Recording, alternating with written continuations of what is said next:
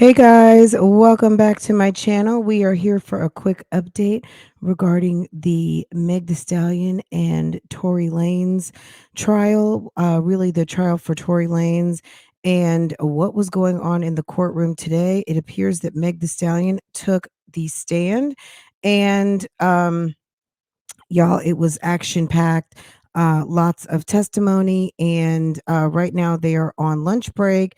And here's a quick update as to what has happened so far. So we'll listen to it straight through, and then we'll come back and kind of try to break it down bit by bit and see what's really going on here. Of the Tory Lanez trial is underway. It started with Meg Thee Stallion testifying. I'm going to take you through what she testified about in the morning. We're currently on lunch break. She's going to come back and complete her testimony this afternoon. It started with questions about Tory Lanez. She testified that she knew him only for a short time leading up to this incident. They were friends. She was asked, were you intimate? She said yes.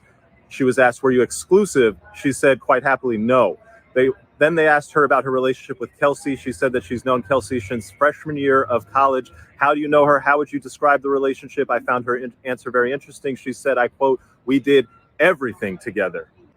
They asked her, hey, how do you feel about being here today? She was struggling through the testimony. I was a little surprised at her answer. She said, I don't feel good. I can't believe I have to come do this.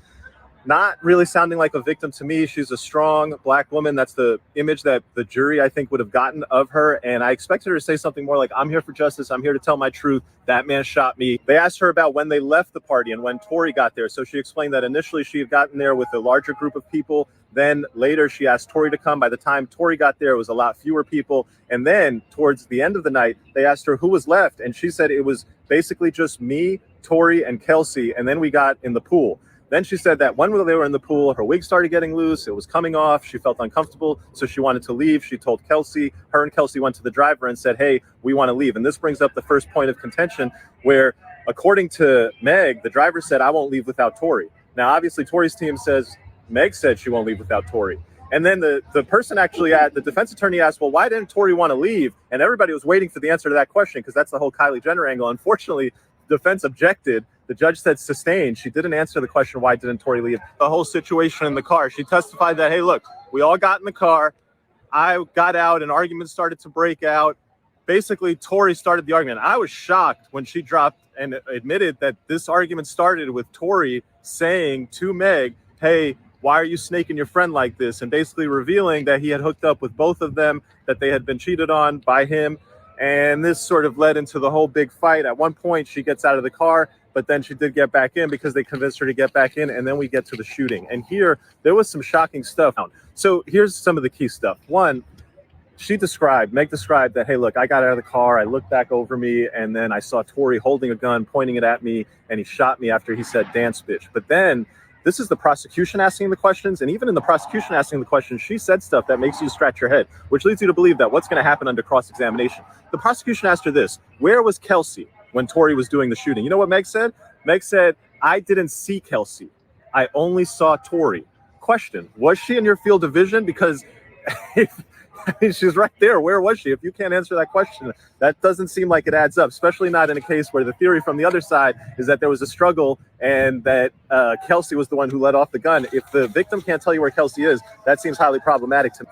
The other parts of the testimony that were a little bit confusing is they asked her, where was Tory? Was he standing on the car? Was he standing on the ground? And she said, well, he was shooting up over the window, but I don't know if he was standing on something. And they asked her, how tall is he? She said, I think he's like 5'3" or 5'4". He's taller than that, but that's not tall enough to shoot over the window of an Escalade while standing on the ground. And then they asked her, hey, was he on the passenger door, or was he on the front door or the back door? That's what she said. He's on the passenger side. And they were like, all right, well, was it the front door or the back door? She said, oh, I don't.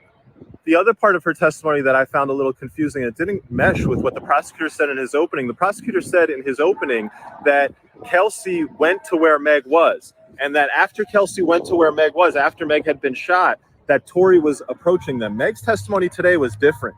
Meg's testimony was not that she got shot, she went away, and then Kelsey went to where she was, and then Tory came at the two of them. No, Meg's testimony is she got shot, she went away, and then she saw Kelsey and Tory both coming to them. Again, does not add up.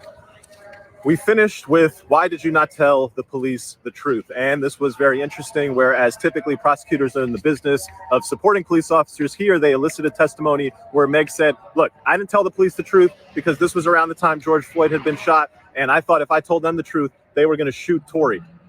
I didn't feel safe with the police. And I thought this was kind of weird, but she said it. She said, I'm a member of the Black community, and in my community, we don't cooperate.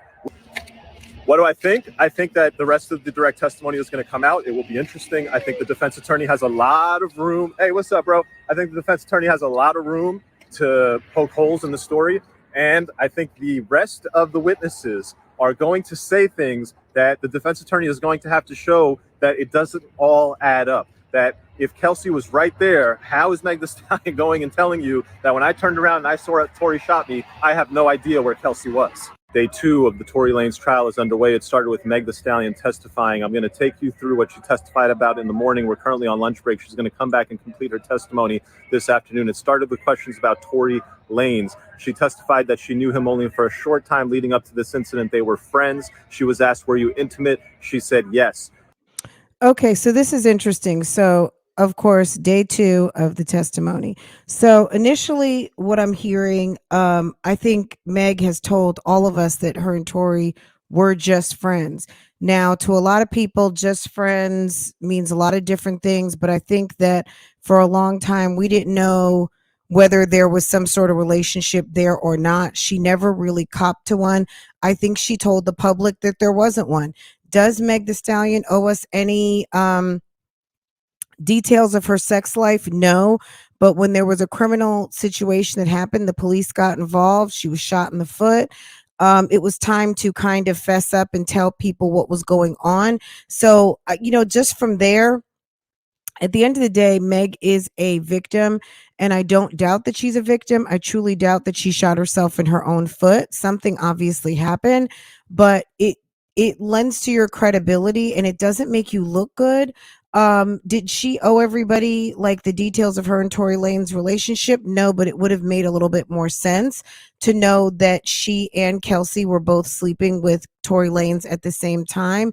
And he's in a position where he's telling her that, or he's accusing her of snaking her friend, which is weird. So we don't know if Kelsey had animosity towards Meg. We don't know what Tory and Kelsey spoke about behind Meg's back. So really, we don't know what was going on here. And it's just crazy that Tory Lanez felt comfortable enough, according to Meg's story, to point a gun at her. That's weird, right? She was asked, were you exclusive? She said quite happily, no. Then they asked her about her relationship with Kelsey. She said that she's known Kelsey since freshman year of college. How do you know her? How would you describe the relationship? I found her answer very interesting. She said, I quote, we did everything together. So Tory Lanez and Meg were not exclusive. Okay, newsflash. I mean, obviously not. Clearly he's dating. I would say clearly she was dating. If she and her friend had kind of a mutual understanding that, hey, date who you want to date. Nobody's really off limits unless they're off limits. Who knows what their relationship agreements were, but interesting, right? Sounds like they had a close relationship. She's known her since freshman year of college.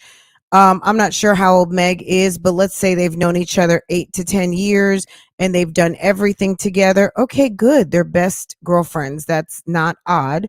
And even down to sharing men, as weird as it is for some of us to hear that, there's a lot of women that engage in that type of behavior. That's what they want to do. That's what they want to do.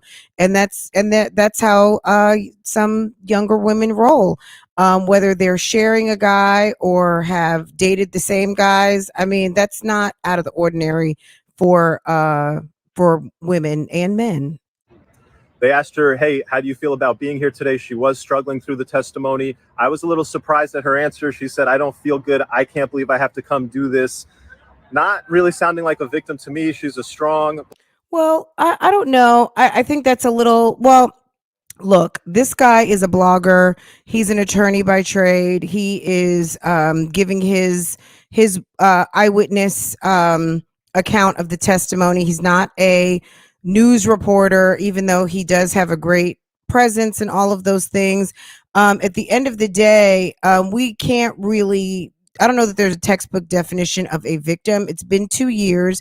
This is a woman who's been through a lot. She's quite resilient. She's lost her mother, and this is a woman who's had to endure quite a bit, and she has a lot of responsibility on her shoulders, and she's also a celebrity. So him trying to judge whether she seems, kind of a victim is a little weird, but let's continue. I don't know that that was a fair statement, but I don't know that he meant any harm by that.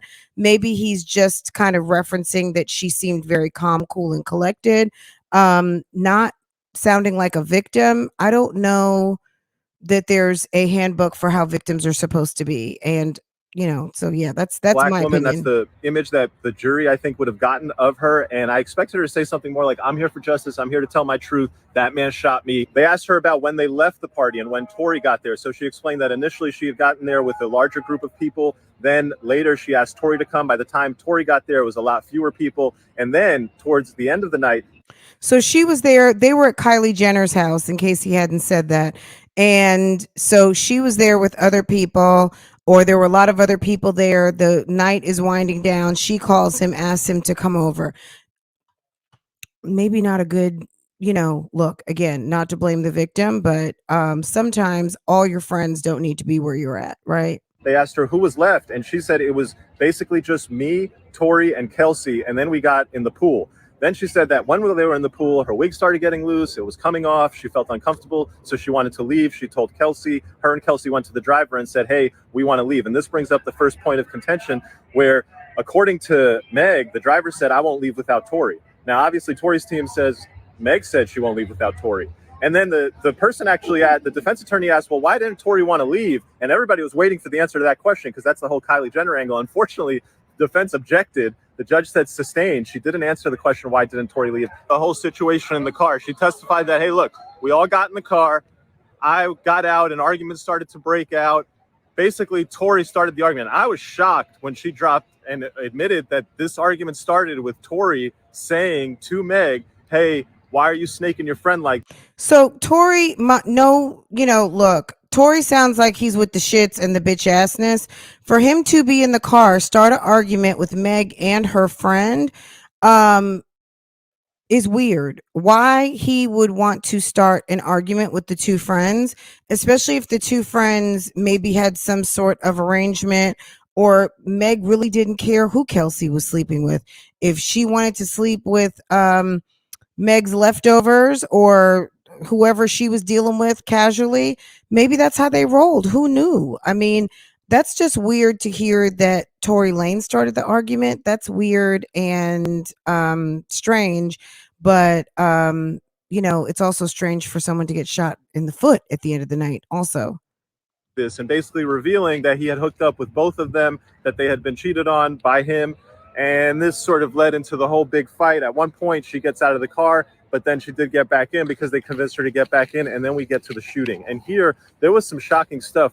So here's some of the key stuff. One, Meg described that, hey, look, I got out of the car, I looked back over me, and then I saw Tory holding a gun, pointing it at me, and he shot me after he said, dance, bitch. But then this is the prosecution asking the questions, and even in the prosecution asking the questions, she said stuff that makes you scratch your head, which leads you to believe that what's going to happen under cross-examination. The prosecution asked her this: where was Kelsey when Tory was doing the shooting? You know what Meg said? Meg said, I didn't see Kelsey. I only saw Tory. Question. So maybe Kelsey was still in the car. Maybe Kelsey was hiding. Maybe she got out around the car. Who knows? I mean, the only other thing I can think of is, was Kelsey trying to set you up? Did Kelsey not want to see him shoot you? Was he trying to, what was getting ready to happen? Was she in your field of vision? Because I mean, she's right there. Where was she? If you can't answer that question, that doesn't seem like it adds up, especially not in a case where the theory from the other side. Well, she could have been in the car, right? Is that there was a struggle and that Kelsey was the one who let off the gun. If the victim can't tell you where Kelsey is, that seems highly problematic to me. The other parts of the testimony that were a little bit confusing is they asked her, where was Tory? Was he standing on the car? Was he standing on the ground? And she said, well, he was shooting up over the window, but I don't know if he was standing on something. And they asked her, how tall is he? She said, I think he's like 5'3" or 5'4". He's taller than. So I wonder if Meg is not a cooperative witness. I'm just wondering if she just wants this whole thing to go away. I don't know if you guys can see this comment right here, and I don't know if this is Moniece Slaughter or not. But it says Moniece Slaughter backup page. But irregardless of who it is, it's the comment for me. It says, let's just be real here. They stuck him with a third felony charge because he turned down the plea deal and the prosecution wasn't totally confident that the original charges would stick. Kelsey tested positive for GSR, so she had to have been in close proximity to the firearm when it was discharged. The location of her injury could indicate that her back was turned and she didn't see anything or anyone, also while heavily intoxicated and by this time highly upset. So there's no way that she could have seen who discharged the weapon or whether or not it accidentally went off. So, yeah, good point. So let's continue. Than that, but that's not tall enough to shoot over the window of an Escalade while standing on the ground. And then they asked her, "Hey, was he on the passenger door, or was he on the front door or the back door?" That's what she said. He's on the passenger side, and they were like, "All right, well, was it the front door or the back door?" She said, "Oh, I don't." The other part of her testimony that I found a little confusing, and it didn't mesh with what the prosecutor said in his opening. The prosecutor said in his opening that Kelsey went to where Meg was, and that after Kelsey went to where Meg was, after Meg had been shot, that Tory was approaching them. Meg's testimony today was different. Meg's testimony was not that she got shot, she went away, and then Kelsey went to where she was, and then Tory came at the two of them. No, Meg's testimony is she got shot, she went away, and then she saw Kelsey and Tory both coming to them. Again, does not add up. We finished with, why did you not tell the police the truth? And this was very interesting, whereas typically prosecutors are in the business of supporting police officers. Here, they elicited testimony where Meg said, look, I didn't tell the police the truth because this was around the time George Floyd had been shot, and I thought if I told them the truth, they were going to shoot Tory. I didn't feel safe with the police. And I thought this was kind of weird, but she said it. She said, I'm a member of the Black community, and in my community, we don't cooperate. What do I think? I think that the rest of the direct testimony is going to come out. It will be interesting. I think the defense attorney has a lot of room. Hey, what's up, bro? I think the defense attorney has a lot of room to poke holes in the story. And I think the rest of the witnesses are going to say things that the defense attorney is going to have to show that it doesn't all add up. That if Kelsey was right there, how is Meg Thee Stallion going and telling you that when I turned around and I saw Tory shot me, I have no idea where Kelsey was? Day 2 of the Tory Lanez trial is underway. I mean, I do think that that's plausible because depending on where she was when everything went down, it's possible she didn't see. Also, they'd been drinking, and according to one of the comments, allegedly her back was turned. So we don't really know.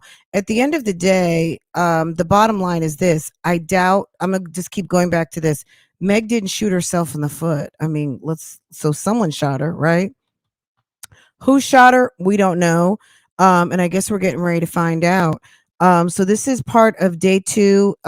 If he comes back with another update, I will come back and we'll do a little reaction to it. You guys let me know what you think. A lot of the comments here on Instagram are focusing on how so Lawyers for Workers mentioned that, you know, her overall presence, she came off as a strong Black woman.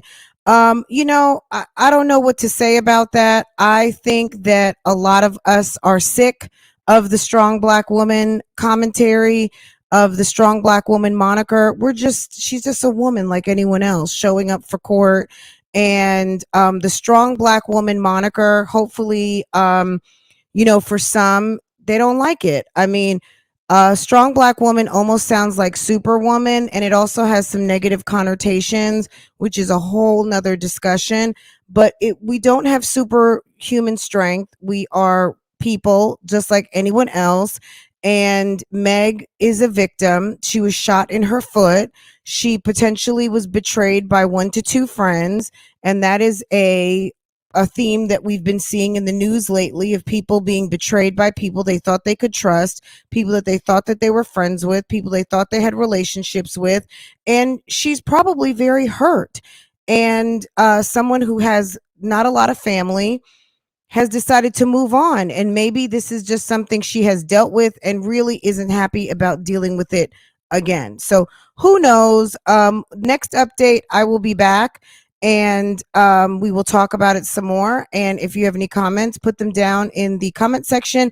I would love to hear what you have to say about this.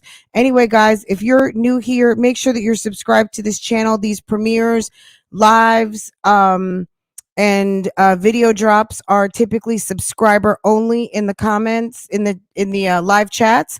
So please make sure that you are subscribed to this channel, and make sure to set your notifications so that next time I go live or drop another video, you will be notified as soon as I do so. Thank you so much for coming to my channel today, and I will see you next time I drop another video. Take care and have a great day.